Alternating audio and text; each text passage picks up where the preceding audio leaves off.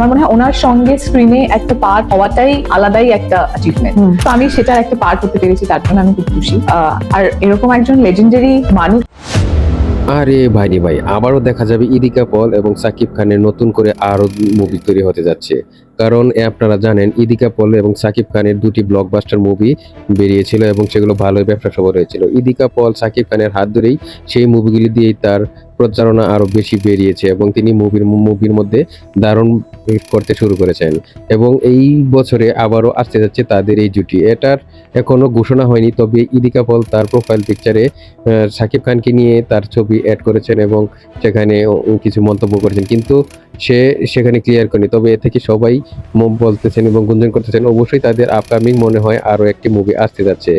আর এদিকে সাকিব খান এখনো এ বিষয়ে কিছু কথা না বললেও তাদের জুটিটা যে ভালোভাবে দর্শকরা নিয়েছে তা নিশ্চিত এবং তা বলার অপেক্ষা রাখে না। তবে এখনো কোনো প্রযোজনা সংস্থা বা কোনো পরিচালক বা কার মাধ্যমে আসতে যাচ্ছে সবকিছুই সিক্রেট রেখেছে, কারণ এগুলো ফ্লাশ হয়ে গেলে অনেকটা ক্ষতি হয়ে যায়। এজন্যই এগুলো সিক্রেটে আছে। আপনাদের মতামত বলবেন। সাকিব ইদিকা জুটি আপনার কাছে কেমন লাগে?